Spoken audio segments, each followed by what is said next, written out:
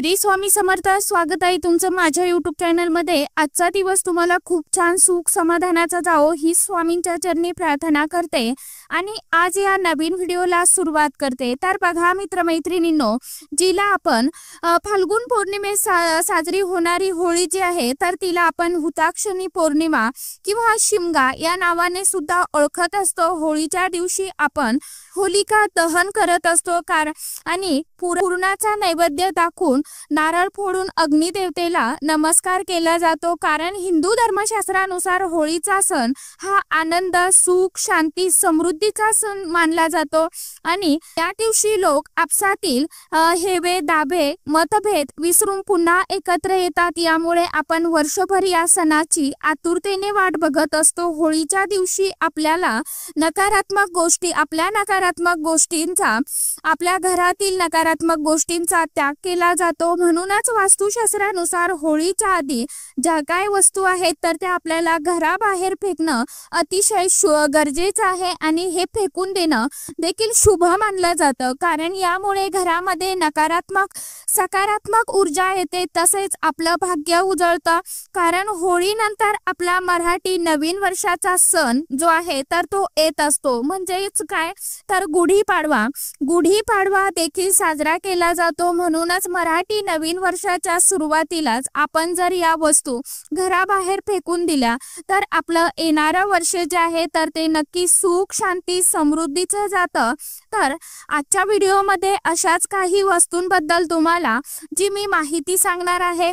तर कोणत्या वस्तू तुम्हाला होळी येण्याच्या अगोदर घराबाहेर फेकायच्या आहेत, यामुळे तुमच्या घरामध्ये असलेली निगेटिव्हिटी, नकारात्मक ऊर्जा आणि दारिद्र्य, गरिबी ही संपूर्णपणे नष्ट होईल। घरामध्ये सुख, शांती, समृद्धी आणि ऐश्वर्य घरामध्ये येईल। माता लक्ष्मीचा अखंड स्वरूपात घरामध्ये निवास राहील। तर अशी याबद्दलची संपूर्ण माहिती मी तुमच्या बरोबर आजच्या या नवीन व्हिडिओमध्ये शेअर करणार आहे। त्यामुळे तुम्ही हा व्हिडिओ स्किप न करता शेवटपर्यंत नक्की बघा।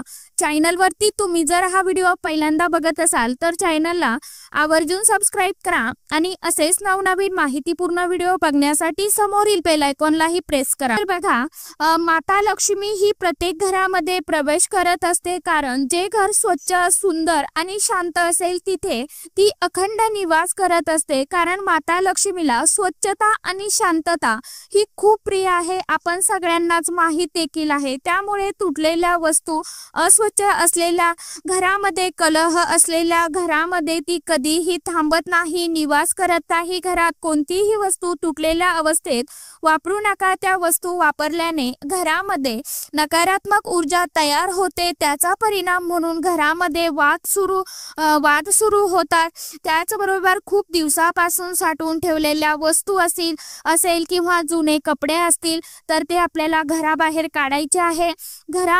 ज्या घरामध्ये आपण घरामध्ये न्यूजपेपर आणतो, तो न्यूजपेपर खूप दिवसांपासून साठवून ठेवलेले असतात। तर ह्या वस्तू देखील आपल्या घरामध्ये नकारात्मक ऊर्जा निर्माण करत असतात। त्यामुळे आपल्याला होळी येण्यापूर्वीच ही जी काय आपल्या घरामध्ये साठलेली रद्दी असेल पेपरची तर ती आपल्याला विकून टाकायची आहे, बाहेर टाकून द्यायची आहे। आपण गोळा करून ठेवतो आणि देखील आपल्याला त्याचं लक्ष देखील राहत नाही। आपल्याला होळीपूर्वीच घराबाहेर फेकायचे आहे। होळीच्या दिवशी नकारात्मक वस्तूंचा त्याग केला जातो, नकारात्मक गोष्टींचा त्याग केला जातो। त्याचबरोबर होळीला हुताक्षणी पौर्णिमा देखील म्हटलं जातं आणि जसं की तुम्हाला माहित आहे पौर्णिमा ही तिथी माता लक्ष्मीच्या आगमनाची तिथी मानली जाते। त्यामुळे आपल्याला घराची स्वच्छता ही ठेवायची आहे। अडगळीच्या वस्तू आपल्याला घराबाहेर काढून टाकायच्या आहेत। त्यानंतर घरात असलेली बंद घड्याळ आपल्याला वापरायची नाही, असा सल्ला आपल्याला वास्तुशास्त्र देते। त्यामुळे बंद पडलेली घड्याळ घरामध्ये ठेवू नका। घड्याळ हे वेळ दाखवते आणि त्यामुळे त्याला शास्त्रात विशेष असं महत्त्व दिलं गेलं आहे। त्यामुळे बंद घड्याळ माणसाची प्रगती जी आहे तर ती थांबवते, वेळही थांबवत असते असं देखील मानलं जातं। त्यामुळे होळीपूर्वी जी आपण घराची स्वच्छता करणार आहोत त्यामध्ये तुटलेले जे फ्लॉवर पॉट असतील किंवा निसर्ग चित्राची फ्रेम ठेवले असेल किंवा आपल्या घरामध्ये बऱ्याचशा काही वस्तू असतात तर तुम्हाला त्या वस्तू ज्या आहेत तर त्या दुरुस्त होत असेल तर तुम्हाला त्या दुरुस्त करून तुम्ही वापरू शकता, किंवा जर त्या दुरुस्त होत नसेल, चालू होत नसेल, तर तुम्हाला त्याचा काय ती विल्हेवाट लावायची आहे, त्या विकून भंगारमध्ये देऊन टाकायचे असतात. कारण घरात सर्वात महत्त्वाचा असतो तो म्हणजे आपला मुख्य दरवाजा, मेन प्रवेशद्वार. घराचा मुख्य दरवाजा व्यवस्थित असणं आवश्यक आहे. घराचा मुख्य दरवाजा व्यवस्थित नसेल तर घरामध्ये नकारात्मक ऊर्जेचा संचार हा खूप प्रमाणात होतो. त्यामुळे तुटलेला दरवाजा देखील तुम्ही दुरुस्त करून घ्यावा किंवा बदलून घ्या. त्यानंतर बघा, आपण घराची स्वच्छता करत असताना काही गोष्टींकडे दुर्लक्ष करतो. त्यामध्ये तुटलेल्या चपला ह्या आवर्जून घरामध्ये आपल्याला पडलेल्या असतात. तुटलेल्या चपला असेल, बूट असेल, घरामध्ये ह्या ठेवल्याने घरामध्ये माता लक्ष्मी येत नाही असं देखील मानलं जातं. म्हणून होळीच्या आधी आपल्याला घरामध्ये जे काही तुटलेले चप्पल असतील, बूट असतील तर ते फेकून द्यायचे आहेत. आपल्याला असं वाटतं की आज फेकू, उद्या करू, उद्या फेकू, आपण या छोट्या छोट्या गोष्टींकडे मात्र दुर्लक्ष करतो. पण या वस्तू देखील आपल्या घरामध्ये नकारात्मक ऊर्जा आणत असतात आणि मग घरामध्ये असलेली शांतता जी आहे तर ती भंग पावते. म्हणूनच आपल्याला होळीपूर्वी या ज्या काही वस्तू आहेत तर त्या फेकून द्यायच्या आहे. यामुळे ही जी काही नकारात्मकता आपल्या घरामध्ये साठलेली आहे तर ती ताबडतोब घराबाहेर काढून फेकायची आहे. त्यानंतर बघा, खराब झालेली कुलप आपण चाव्याने घरामध्ये लटकून ठेवत असतो, अडकून ठेवत असतो. आपल्यासोबत एखादी चांगली घटना घडते, त्यावेळी भाग्य उजळलं किंवा नशिबाचं टाळं उघडलं असं आपण बोलत असतो. परंतु बिघडलेलं कुलूप घरात ठेवल्याने आपली प्रगती जी आहे तर ती खुंटत जाते, थांबते. करिअरमध्ये अडचणी निर्माण होतात. त्यामुळे असं कुलूप जे आहे तर ते घरामध्ये ठेवू नका. तुमच्या घरामध्ये जर असं बंद पडलेलं कुलूप असेल तर ते तुम्ही वेळीच फेकून द्या.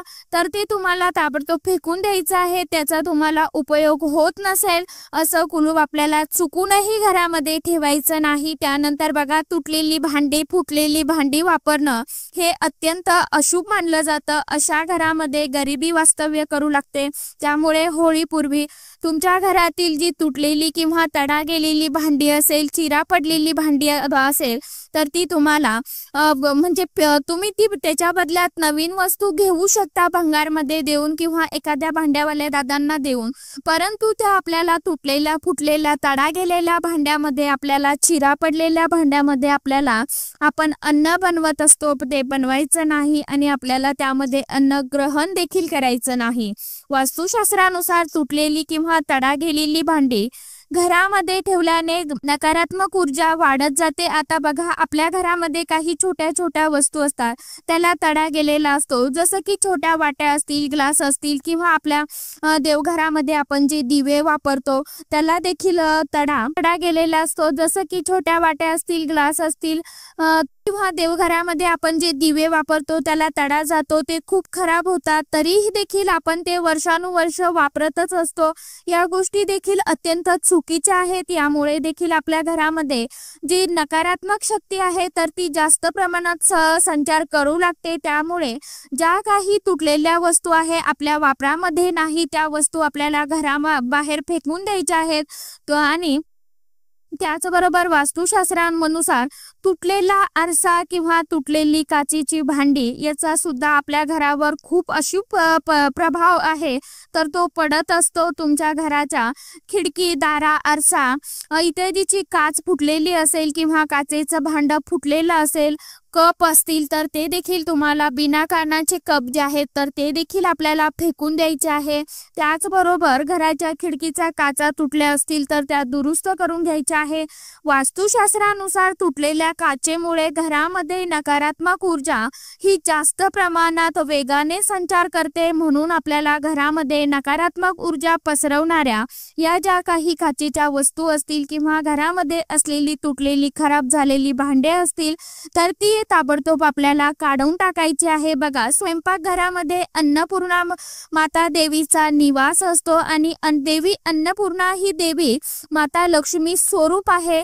त्यामुळे आपण आपलं स्वयंपाकघर घर हे नेहमी टापटीप आणि नीटनेटकं स्वच्छ ठेवण्याचा प्रयत्न करत असतो आणि ज्या स्वयंपाकघरामध्ये अशी तुटलेली, खराब झालेली किंवा काचेची भांडी, स्टीलची भांडी असतील त्या घरामध्ये माता अन्नपूर्णा देवी नाराज होते आणि म्हणूनच आपल्याला होळीपूर्वी आपल्या घरातील अशी काही भांडी आहे ज्यांना तडा गेलेला आहे ती सर्व आपल्याला घराबाहेर ताबडतोब काढून फेकायची आहे किंवा भांडी जर व्यवस्थित असतील तर तुम्ही एखाद्या गरजू लोकांना देखील दान करू शकता।